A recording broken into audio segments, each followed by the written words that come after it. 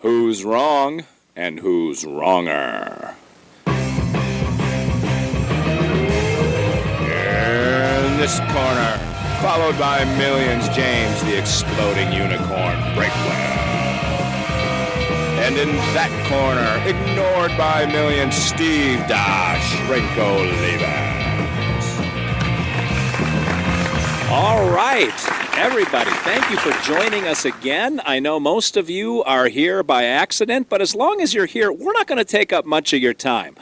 Steve Olivas and James, the exploding unicorn Breakwell, are coming to you on Wrong and Wronger, and every week we discuss topics that create like barroom arguments, ones that don't really have any kind of resolution, but we make sure to come to a decision by the end of our rounds.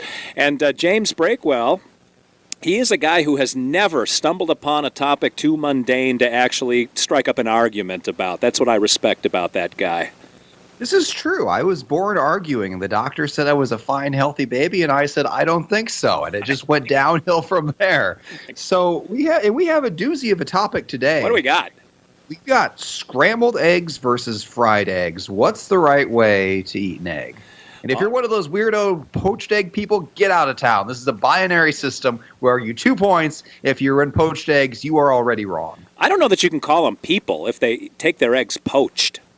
Yeah, I don't know whether what would the alternative word be? Maybe monsters? Is that animals, too strong or not strong enough? Serial killers? I don't know. It's a species unbeknownst to me.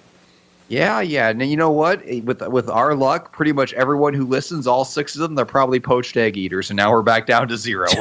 We should have studied demographic size before we go making these generalizations. I feel like we just alienated a lot of people. Can everybody even define what a poached egg is? I don't know that I could. I don't know. To me, poaching is like killing an elephant on the savannah. Or a gorilla for its hands. An egg, yeah. It just I feel like it's the wrong word. 'Cause basically, you just you leave it intact in the shell and eat the whole thing like you're some sort of velociraptor, right? I mean, that's the thing. Swallow it, yeah. Yeah. No teeth required. So I don't know why you would, use the same word you use for shooting an animal with a sniper rifle, but maybe they cook them in a way that's different than what we're thinking. I don't know. I don't want to go down that road. Poached eggs are a dark and scary topic, and let's just stay away from it. And against the Geneva Convention. So, right. That was the first line of the Geneva Convention. Line 1, no poached eggs. Line 2, no poison gas. In that order. And line 3, we do have to begin by saying something nice about each other. And James is a guy whose voice can cure your cat of constipation. And that's alliteration, which I'll have to explain to James later what that word means. But that's kind of a cool feature that you've got vocally, that timbre. Yes, I literally scare the poop out of them. It works 100% of the time. Like, hey, cat, what are you doing? Boom, poop. And if I'm lucky, I scare it out of them when they're outside or in a litter box. If I'm not so lucky, I got to get the paper towels and the spray. So I really have to be careful how I deploy my voice around cats and children and people in general. It's a weapon, and I have to respect that.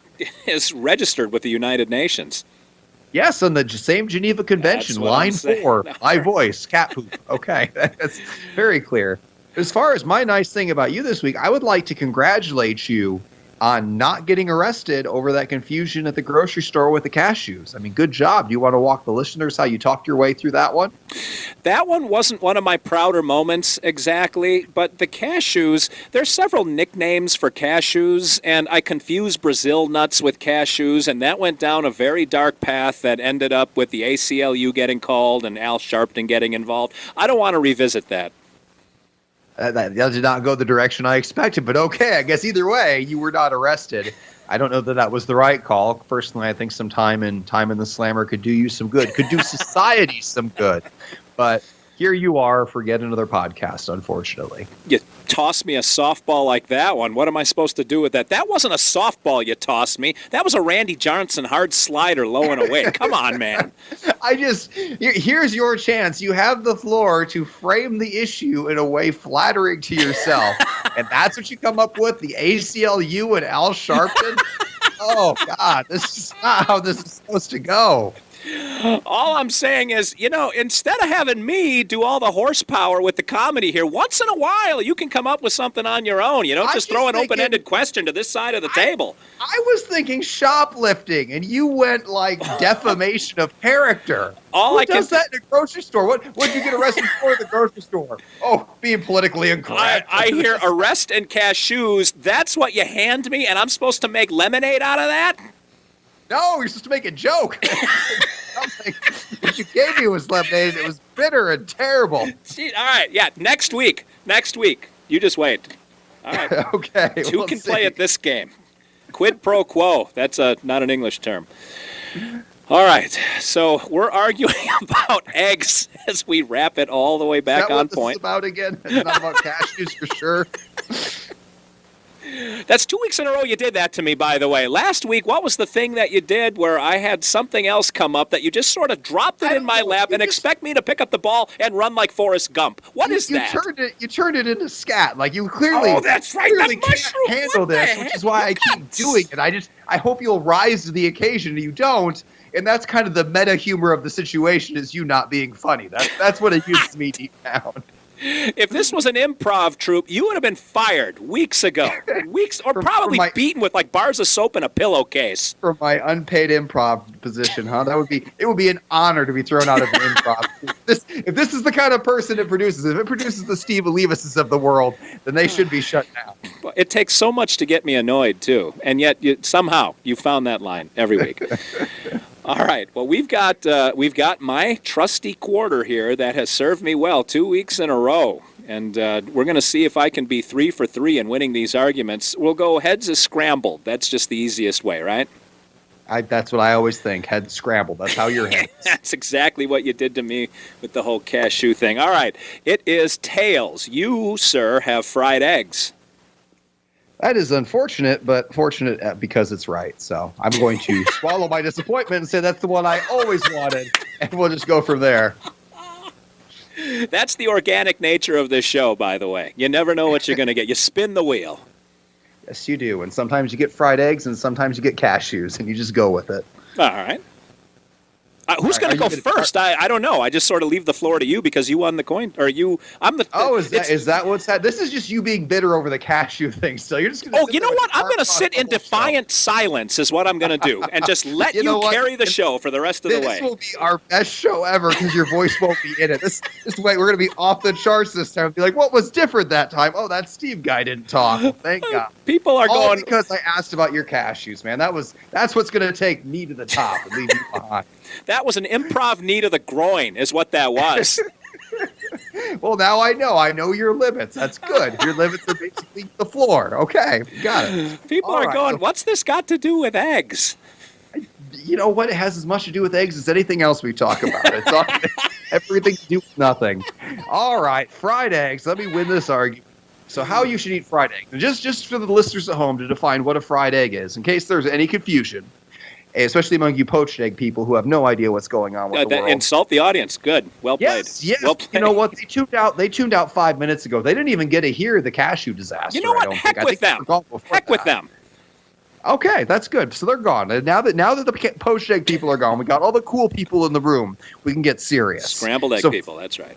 Yeah, fried egg people. Fried eggs are the sunny side up eggs, the one where you got the yellow yolk in the middle for dipping toast.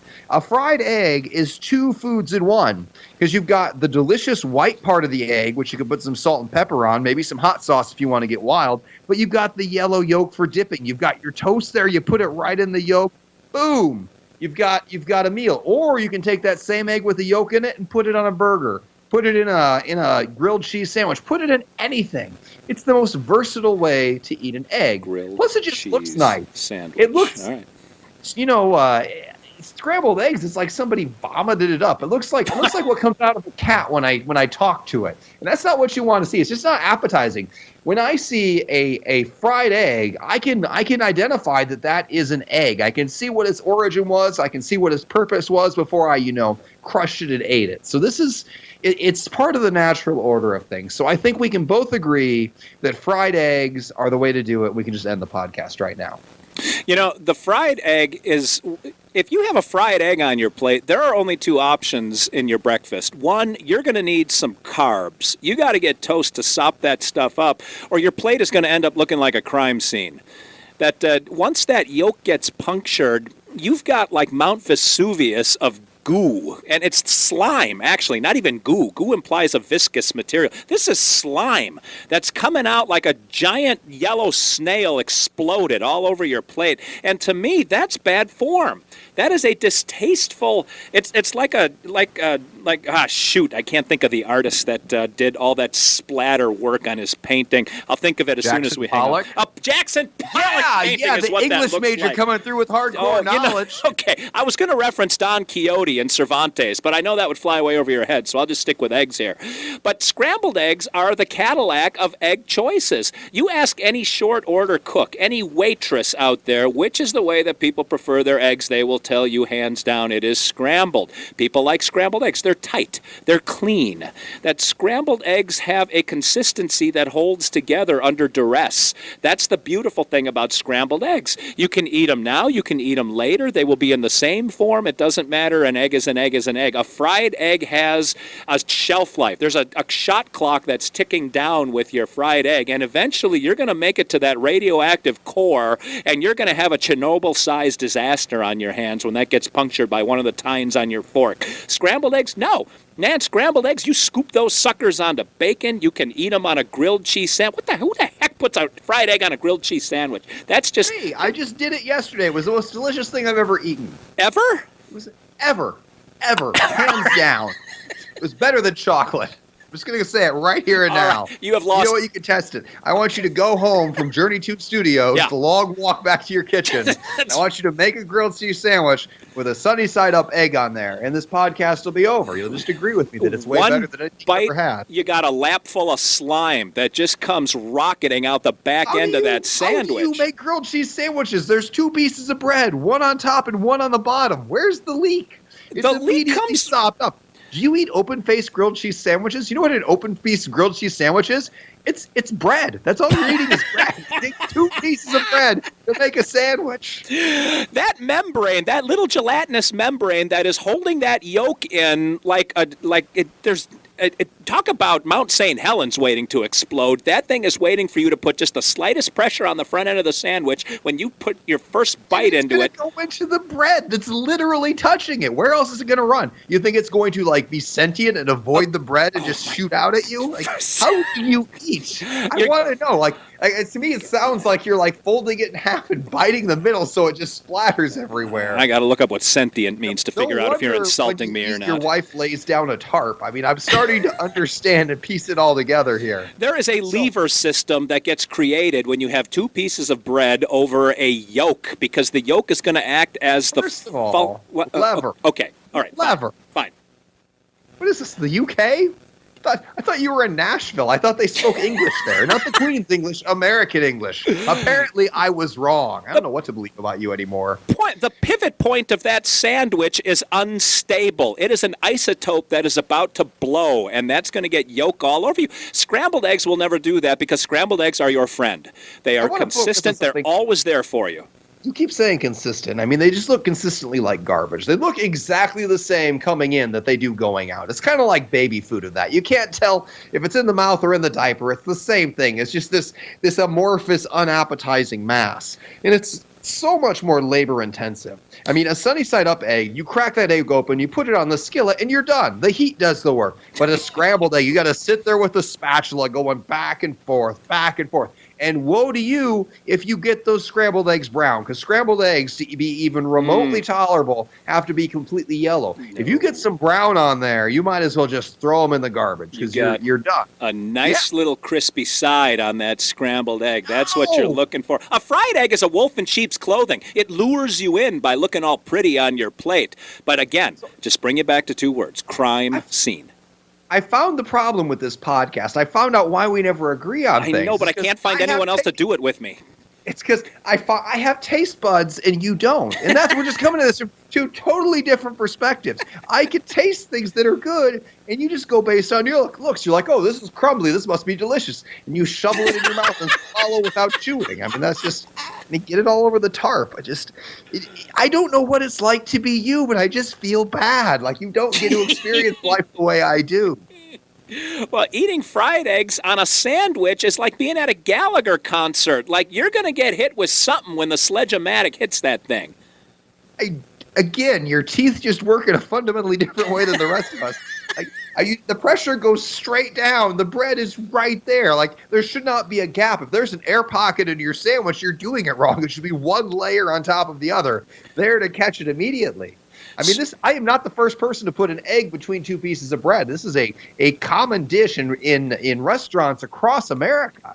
And all of them somehow manage to survive the egg debris. I mean, I have never seen in a restaurant warning, sunny side up eggs involved. They don't hand out safety goggles. They just assume you can eat like a reasonable human being. Apparently, that's expecting too much from you. So please, warn me if you go to a restaurant. I will make sure to go across the street. I have so many things to say to that, but we have crossed over into bye-bye time. We're over 15 minutes already because of the whole cashew issue that you brought up earlier. That issue will never die, by the way. That's coming up for 6 more podcasts. I'm going to give you time between now and next podcast to build a better story for why you didn't get arrested. You lob that thing like a beach ball over a home plate, and I'll nail it next time, man. God, you're going to talk about an orangutan sucking tattoos off angry bikers next time. Like, what do I do with that? I don't even know, but we got to go, man. Please end it, and for all of our sakes. We got to go. If you have suggestions or thoughts, James Breakwell loves direct messages on Twitter, so be sure to look him up at Exploding Unicorn, just an X. Look him up on Facebook and become a fan. He's got the page set up. Exploding is spelled out correctly with an E. Exploding Unicorn on Facebook. Look me up on Twitter. I'm Steve Olivas, and Steve is not spelled with a PH. James screwed that up a couple of times. I got to correct him on it. It's with a V. Olivas is Olivas. Follow us on Twitter. Listen every week for Wrong and Wronger, and you can get more of this great action going every week. Until then, Steve Olivas for James Breakwell saying thank you for listening, everybody.